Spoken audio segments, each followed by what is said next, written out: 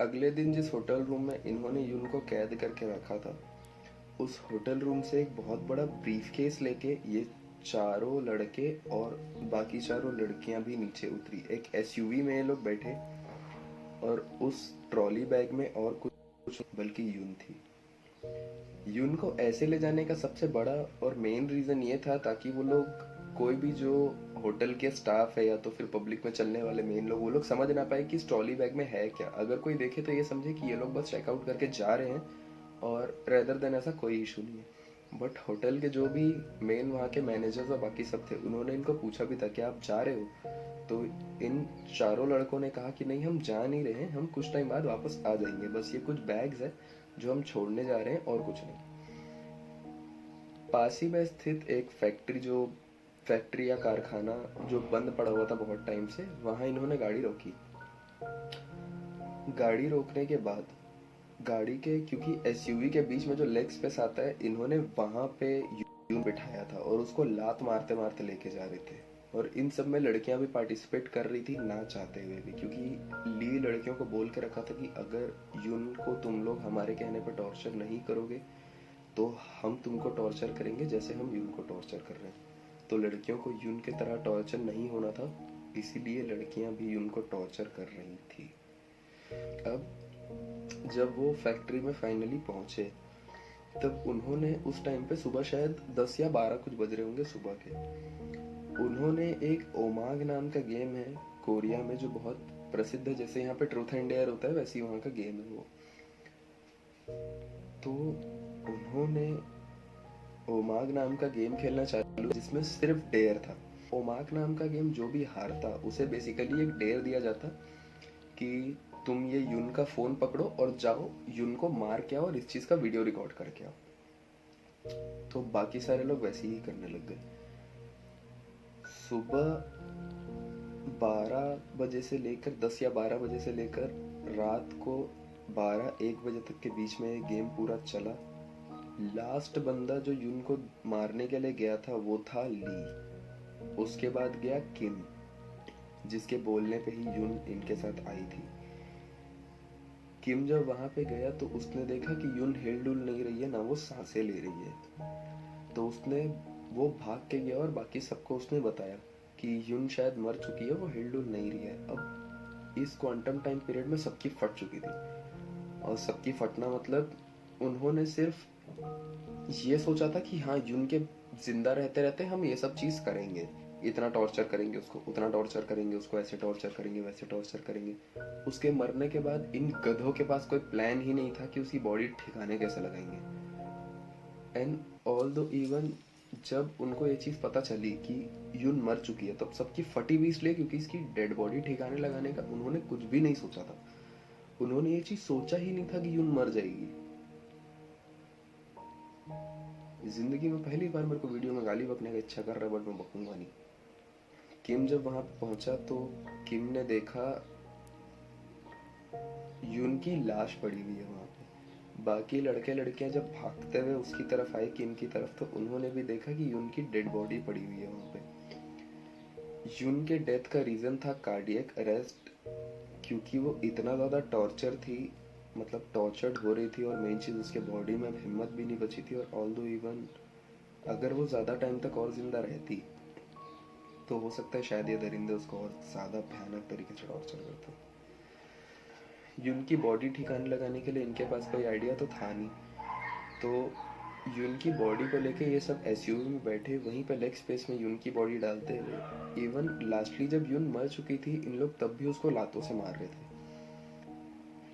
इन्होंने एक सुनसान से रोड के बगल में अपनी गाड़ी रोकी और यून के फेस के ऊपर गैसोलीन डाला। अगर गैसोलीन किसी को पता है क्या होता है, गैसोलीन या गैसोलीन जो भी उसको बोलते हैं, उसके फेस के ऊपर वो डाला और उसके फेस में आग लगा दिया। इवन ली इस टाइम पे बहुत ज्यादा गुस्से में था कि यून मर कैसे सकती है, तो सबका ये था कि यून का सिर्फ फेस जला देते ताकि आइडेंटिफाई ना हो पाए कि ये बॉडी एक्चुअली में है किसकी। तो ली और किम ने एक काम किया, मतलब ली ने किम को ये चीज़ बोला कि एक बड़ा सा पत्थर उठा के लाते हैं और यून के बॉडी में पटक, मतलब उसके सर पे पटक देते हैं। और किम ने भी इस चीज़ के लिए हाँ बोल दिया। किम के हाँ बोलते साथ ही ये दोनों ने एक बहुत बड़ा सा पत्थर उठाया जो अप्रोक्स पता नहीं कितने वजन का होगा, बट एक स्मैश में यून का सर इन्होंने पूरा कचुम्बर बना दिया था। उसके फेस से फिर आग बुझाने के बाद ये उसको लेके गए एक जंगल के बीच में जो खुला सा ग्राउंड था वहाँ पे और उस वहाँ पे इन्होंने गड्ढा खोद के उसकी बॉडी वहीं पे दफना दी। दफनाने के बाद इनको जब ये वापस आए तब इनको ऐसा लगा कि जिस एरिया में हमने यून की बॉडी दफनाई है वो बहुत ज़्यादा पब्लिक एरिया है और कल के टाइम पे अगर बदबू उड़ गई या कोई जंगली जानवर आके उसकी बॉडी निकाल लिया या किसी सिविलियंस ने देख ली तो बहुत ज़्यादा इशू हो जाएगा। तो इन सब ने मिलके एक काम किया, वो उसी समय जब इनको रियलाइज़ हुआ कि यून की बॉडी सही जगह पे नहीं है, हमने सही जगह पे नहीं गाड़ी है, यहाँ से हम कभी भी पकड़ा सकते हैं, तो ये वापस गए उस जगह पे। उन्होंने यून की बॉडी वहाँ से निकाली उस गड्ढा खोद के और उसके बगल में ही एक पहाड़ था, उस पहाड़ पे लेके गए और जगह खोजने लगे कि कहाँ पे उसकी बॉडी गाड़नी है। एक जगह पे मिट्टी बहुत ज़्यादा सॉफ्ट थी, उन लोगों ने यून की बॉडी वहाँ पे रखते हुए गड्ढा खोदना चालू किया। जब बाकी सारे लोग गड्ढा खोद रहे थे तो किम और दोनों ली वापस गए सिटी में और वहाँ से सीमेंट उठा के लाए। सीमेंट लाने में उनको आधा से 1 घंटा लगा, जब तक बाकी सारे लोगों ने पूरा खड्डा खोद लिया था अच्छे से। उन्होंने यून की बॉडी अंदर रखते साथ ही सीमेंट घोल के तुरंत उसकी बॉडी पर डालना चालू किया ताकि किसी को पता न चले कि इसकी बॉडी यहाँ पे दफन है। अगर कोई खोदता भी है तो उसको सिर्फ सीमेंट ही मिलेगा। उसको पूरी तरीके से दफनाने के बाद उसके ऊपर करीब करीब 100 से 150 बार उन्होंने गाड़ी आगे पीछे की ताकि वो जो जमीन है वो पूरी समतल हो जाए और किसी को घंटा पता ना चले कि यहाँ पर नीचे डेड बॉडी दफन है। इवन ये यून के मर्डर के लिए ये लोग नहीं पकड़ाए थे, इन लोग पकड़ाए थे एक और केस के चलते में, क्योंकि यून को मारने के बाद इन सबको एक्चुअली टॉर्चर करने की आदत पड़ी थी। जून के बाद इन लोगों ने अपना अगला टारगेट बनाया एक 47 साल के बुढ़े को जिसका भी नाम किम था। इस स्टोरी में इतने लोगों के नाम सेम है ना, मुझे समझ में नहीं आ रहा है कि कितने और क्या, मतलब वहाँ के लोग बच्चों का नामकरण किस चीज पे करते हैं। छोड़ो, उस आदमी को येन से, जो लड़की थी इन लोग के साथ में, उससे कॉल करवाया इन्होंने और इस आदमी को येन से बोलने के लिए बोला कि इस आदमी को बोला अगर कि तू मेरे साथ सेक्सुअल डिजायर्स अपनी पूरा करना चाहता है, अगर आप सोना चाहते हो मेरे साथ तो आप आ जाओ। येन ने बिल्कुल वैसा ही कहा उस आदमी से कि अगर आप मेरे साथ सेक्सुअल डिजायर्स अपनी पूरी करना चाहते हो, एक रिलेशन काइंड ऑफ बिल्ड करना चाहते हो मेरे साथ, तो मुझे इस होटल के इस रूम में आके मिलो। किम जब सेक्सुअल डिजायर्स अपनी पूरी करने के लिए उस होटल के नीचे पार्किंग में पहुंचा तब इन चारों लड़कों ने किम को घेरा और उसको बोला कि आप जब इसके साथ अपनी सेक्सुअल डिजायर्स पूरी करोगे तब हम आपको शूट करेंगे with the help of a cam, but आपको इससे कोई भी प्रॉब्लम नहीं होना चाहिए। तो किम ने मना किया, तो उन्होंने किम को बहुत फोर्स किया, उसको मारा पीटा और बहुत कुछ। तो किम इस चीज से डरते हुए जबरदस्ती अपना सेक्स करते हुए उन लोग के बोलने पे वीडियो बनाने के लिए तैयार हो गया, क्योंकि अगर वो नहीं मानता तो ये लोग उसको और मारते। तो येन और किम का वीडियो तो इनके पास आ चुका था जिसके थ्रू इन्होंने किम को और ब्लैकमेल किया।